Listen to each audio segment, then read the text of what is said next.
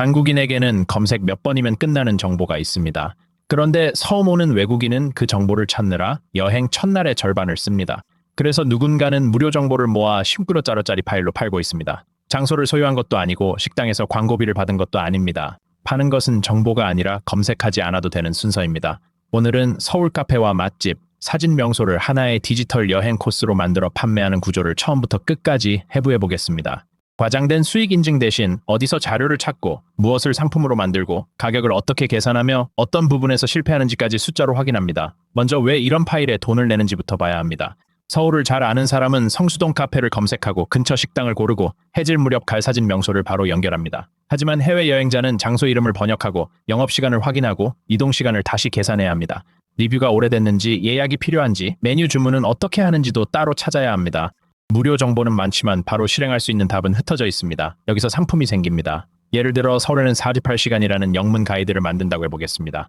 첫째 날 오전은 익선동, 광장시장, 오후는 북촌, 낙산공원처럼 시간 순서로 배치합니다. 각 장소마다 지도 링크, 예상 체류 시간, 전잡한 시간, 비 오는 날 대체 장소를 한 줄씩 붙입니다.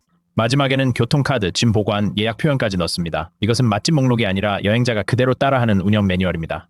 자료를 찾는 비용도 생각보다 낮습니다. 서울 열린 데이터 광장에는 문화시설, 행사, 교통 지역 정보가 공개되어 있습니다. 서울 실시간 도시 데이터는 주요 장소의 인구 혼잡도, 교통, 날씨와 행사 정보를 제공합니다. 공개 데이터라고 해서 아무 표시 복사하면 되는 것은 아닙니다. 이용 조건을 확인하고 출처 표시가 필요는 정확히 적어야 합니다. 사진도 직접 촬영하거나 상업 이용이 허용대를 사용해야 합니다. 제작 순서는 5단계면 됩니다. 첫 번째를 한 명으로 좁힙니다. 서울 여행자는 너무 넓습니다. 혼자 여행하는 20대, 아이와 오는 가족, 카페 사진을 좋아하는 여행자처럼 상황을 정해야 합니다. 이동 반경을 줄입니다. 하루에 서울 전역을 넣으면 지하철에서 시간을 다 씁니다. 한 지역 안에서 걸어서 연결되는 6곳이면 충분합니다. 지도에 동선을 먼저 만듭니다. 예쁜 장소를 많이 넣는 것보다 돌아가지 않는 순서가 더 중요합니다. 네 번째, 각 장소의 불확실성을 표시합니다. 영업시간, 예약 여부, 계절 메뉴는 바뀔 수 있으므로 확인 날짜를 적고 공식 링크를 붙입니다. 다섯 번째, 모바일 화면에서의 PDF와 지도 링크를 함께 제공합니다. 구매자는 파일을 감상하는 것이 아니라 길 위에서 바로 열어보려는 사람입니다.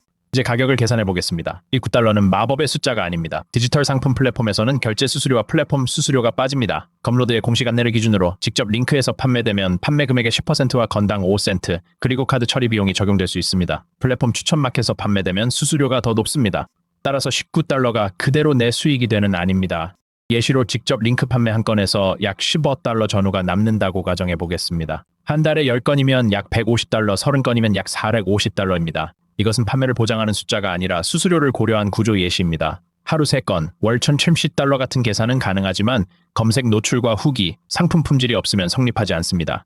숫자를 크게 쓰는 것보다 첫 10명이 왜 구매했는지를 확인하는 것이 먼저입니다.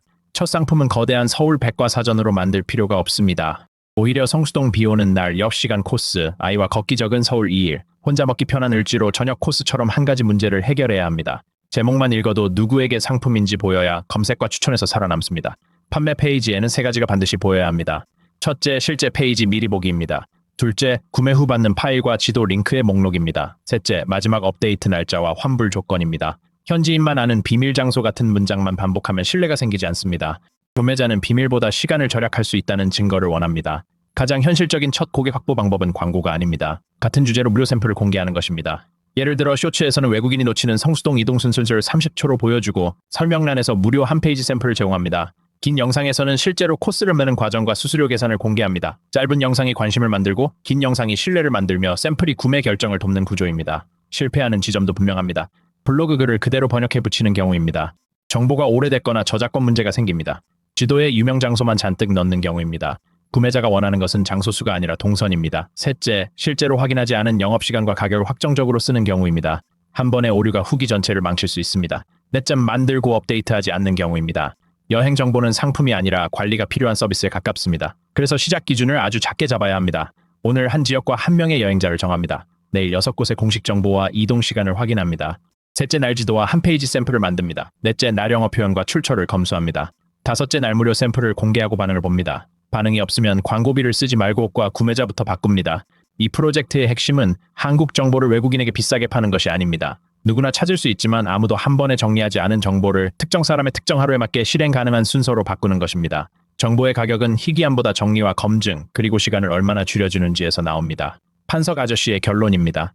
시작 비용은 낮고 재고도 없지만 자동으로 팔리는 상품은 아닙니다. 지역 지식이 있고 업데이트를 꾸준히 할 수 있다면 조건부로 시도할 만합니다. 오늘 떠오른 동네 하나가 있다면 먼저 한 페이지짜리 무료 샘플부터 만들어 보세요. 다음 영상에서는 한국에서 외국인에게 판매할 수 있는 디지털 정보 상품 3가지를 실제 구조로 이어서 분석하겠습니다.